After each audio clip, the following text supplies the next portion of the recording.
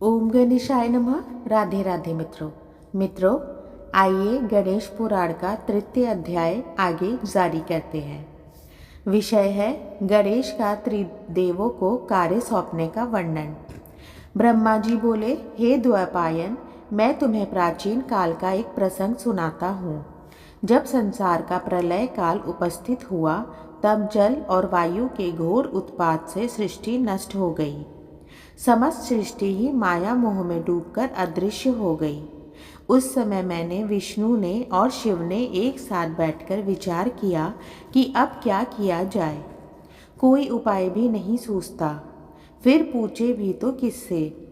कहीं कोई भी दिखाई नहीं देता था। तो हे सत्यवती सुवन, हम तीनों ने पाताल लोक जाकर घोर तपस्या की, किंतु कोई फल ना निकला। हम बहुत थक गए तो वहाँ से पृथ्वी पर आकर घूमने लगे। सर्वत्र अंधकार था। उसमें एक जलाशय दिखाई दिया। उसमें बड़ा तेज था, जिसकी सहायता से आकाश में गमन करने की बड़ी सुविधा प्रतीत हुई। किंतु भूख प्यास से व्याकुल होने के कारण हम अधिक भ्रमण में भी असमर्थ हो गए। हम थककर एक स्थान पर रुके ही थे कि हमारे समक्ष करोड़ों सूर्य के समान प्रकाश प्रकट हो गया। हमने ध्यान से देखा तो उस प्रकाशपुंज में भगवान गणाध्यक्ष विराजमान थे। हमने तुरंत ही उन्हें प्रणाम कर स्तुति आरंभ की। नमो नमो विश्वेभृतेऽखिलेश, नमो नमः कारणाय, नमो नमो वेदविदामदृश्य, नमो नमः सर्ववरप्रदाय। हे विश्व के भरणकर्ता अखिलेश्वर, आपको नमस्कार है। हे समस्त कारणों के भी कारण, हे प्रभु, आपको नमस्कार है। हे नाथ, आप वेदज्ञों के लिए भी अदृश्य ही रहते हैं। हे समस्त वरों के प्रदान करने वाले परात्पर ब्रह्म, आपको नमस्कार है, आपको नमस्कार है। हम त्रिवेदों की स्तुति सुनकर आदिदेव गणेश्वर ने कहा, त्रिदेव, मैं प्रसन्न हूँ, आप वर मांगिए। तब हमने प्रार्थना की, प्रभु, हम क्या मांगे यह हमारी समझ में नहीं आता, इसलिए आप ही हमें उचित आदेश दीजिए, वही हमारे लिए श्रेष्ठ वर होगा। गणाधिपति ने मुस्कुराते हुए कहा, ब्रह्मा, विष्णु, शिव, मैं आप तीनों को पृथक पृथक 3 कार्य देना उचित समझता हूँ। हे चतुरानन, आप सृष्टि रचना का कार्य करो, विष्णु उनके पालन का भार ले और अंत में शिव उसका संहार कर दे। यह कहकर उन्होंने ब्रह्मा जी को सृष्टि रचने की शक्ति दी और विष्णु जी को संसार के पालन का सामर्थ्य प्रदान करते हुए अपने दशाक्षरी मंत्र गम क्षिप्रसादनाय नमः का उपदेश दिया।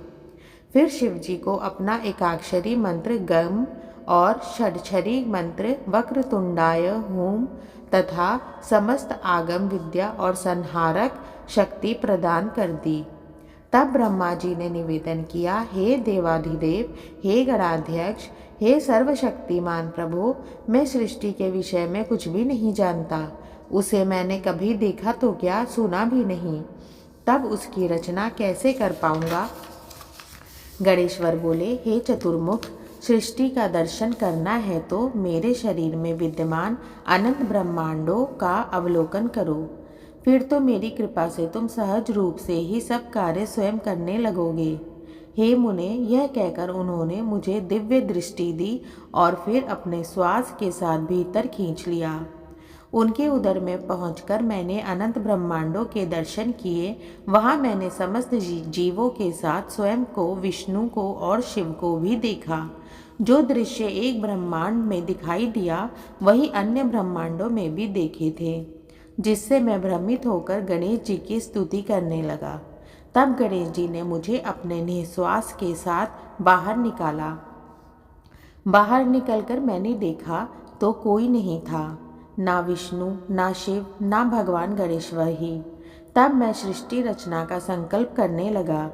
मुझे समस्त वेद शास्त्रों का स्वतः ज्ञान हो गया था। संसार में मेरे समान वेदज्ञ कोई था ही नहीं, इसलिए सर्वत्र मेरी प्रशंसा होने लगी। जिससे मन में बड़ी भारी अभिमान की उत्पत्ति हो गई। बस वह अभिमान मेरे कार्य में पूर्ण रूप से बाधक बन गया। सृष्टि रचना के समय अनेकानेक विघ्न आप उपस्थित हुए।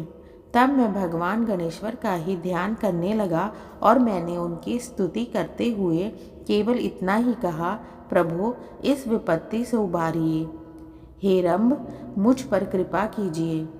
तभी मैंने आकाशवाणी सुनी, हे चतुरानन किसी वट वृक्ष के नीचे बैठकर तपस्या करो, साथ ही भगवान गणेश्वर का ध्यान और मंत्र जाप भी करते रहो।